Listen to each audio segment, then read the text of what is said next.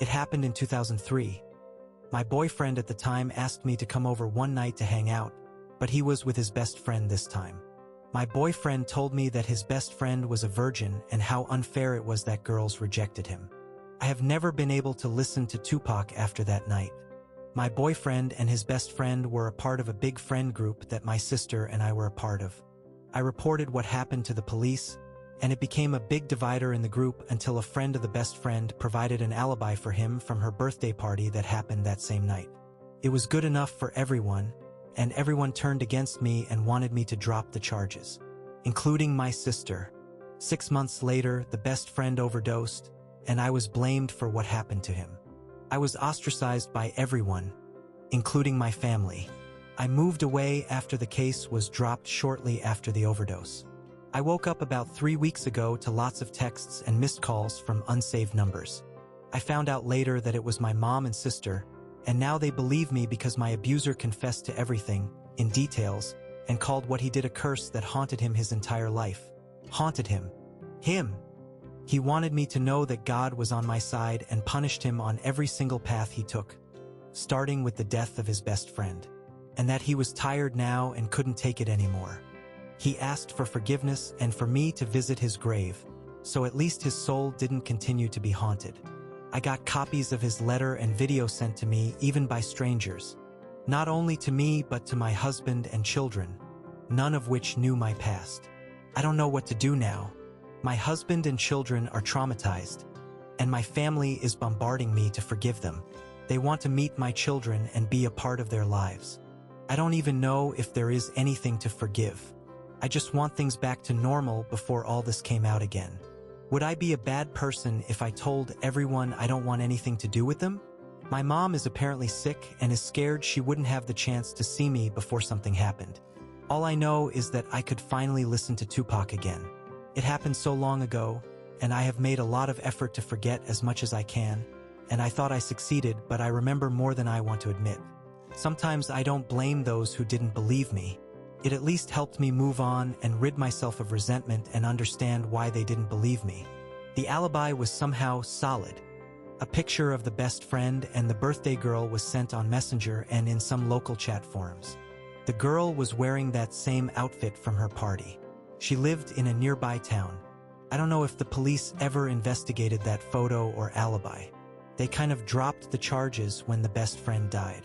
There were 2 abusers, my then boyfriend and his best friend. His best friend died of an overdose 20 years ago. My boyfriend committed suicide about 3 to 4 weeks ago. Commenter 1. How did they get in touch with your husband and kids? OP, via social media. My children are not even talking to me, especially my daughter. Commenter 2. If the guy had any money, you could sue his estate for his crime. Remember this, you owe your abuser nothing, and he was not a victim. You owe his family nothing. You owe nothing to the people who were against you. Nothing. Live your life well and surround yourself with the good supportive people you have now. OP. I don't think I can sue because the statute of limitation has expired. Is it expired? Anyway, in the video, he makes a mention of leaving me money. I don't know if this is considered a valid will. He has a wife and 4 children. Commenter 3. A lot of places massively increased their statute of limitations for civil lawsuits for sexual assault and rape as a result of the Catholic Church's P3 priest scandal. People have been able to sue decades afterward. Worth a Google search anyway. Even if you don't want to do it, you can use the threat as leverage against people who are now harassing you, legally coercing them into apologizing and leaving you alone. OP. I just Googled the statute of limitations for rape, and it is 10 years here. I don't know about suing. It's not a thing in my country, but I will try. I can always donate whatever I get to women's shelters because they helped me a lot, and I'm forever grateful to the people I met there, many of whom are still my friends. Commenter 4. Your mom was sick before the rapist's suicide. She didn't reach out. Had the rapist not left a video confessing his sins, your mom would not have reached out. I think you can let her go without any guilt. Same with your other relatives. I hope your husband is being supportive because this is an emotional landmine for you right now. Have a talk with some friends or a professional to work out your feelings. I'm sorry this happened to you, OP, but you have been surviving just fine to date. Don't go back. OP. Yes, I didn't know she was sick, but it was before his suicide. Commenter 5. After looking at your comments about your husband and daughter's reactions, I highly recommend family therapy. You guys need to be given an opportunity to process the fallout as a unit. OP. Neither of my children are open to family therapy, but I hope they at least are willing to do individual therapy to begin with. I don't want them to bear the shame. I have done enough of that, and I don't want them to experience what I did. Update. I don't know if you remember me. It has been a while, and I forgot about my account here. I feel nothing but despair. My mom is very sick. I decided that I didn't want to meet her or any of my family, and yet one Sunday morning, they were at my door insisting on going inside, insisting on seeing me before she left this world. She cried because I looked old, not her beautiful girl anymore. Did she expect to meet a 20-year-old me? I didn't utter a word, and I pushed my sister away when she cried and tried to hug me. They wanted to see my children, but I refused. My children were terrified. Now they have been trying everything to make me talk to them.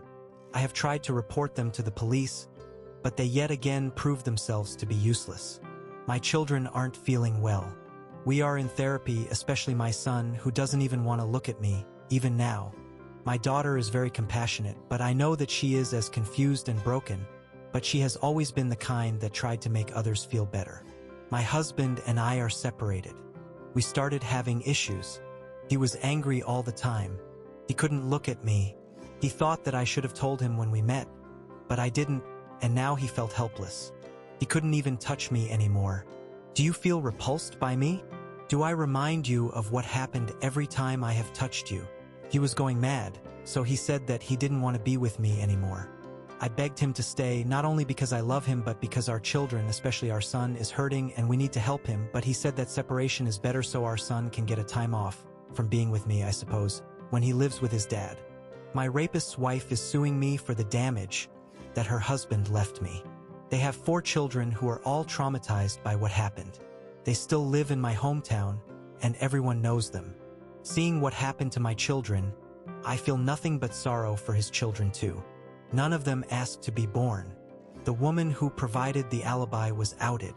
I heard that she's lost her job and people are harassing her. Even with my past, these past months have been the hardest on me. I cry myself to sleep every night. I have lost everything I care about. I wish he never admitted to anything. He should have let the past be. Commenter 1. Holy shitballs, went through a few of your comments. I don't get the Tupac thing, but please tell me they didn't send the video of the actual crime to your husband and kids. You might not be able to sue for what happened in the past, but you can definitely sue for that. Your former family are the Cunty McCuntersons from Cuntstown.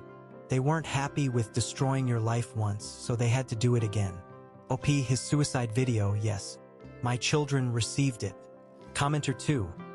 I'm not a lawyer, but that has to be a crime. It's mental and emotional cruelty at least, assuming your kids are minors since this happened in 2003, and I assume you didn't start having kids right after. There could be a whole host of charges you can file against everyone involved, all the way back to the alibi asshole who must have at least suspected the truth. Gather every shred of information and find the meanest lawyer you can, and carpet bomb the whole lot of them with lawsuits and restraining orders. I don't think I need to say this, but don't give up. OP, yes, they're both minors. I have reported everything. Nothing will happen because nothing ever does. But at least there's a paper trail. OP on getting her husband into therapy. I will. He is in therapy. My ex-mother-in-law told me that he just needs time because he feels helpless. I told her that I wasn't taking him back. She said she didn't blame me. My children are in therapy too, and they're making progress, but it takes time. All I care now is that their childhood doesn't get ruined.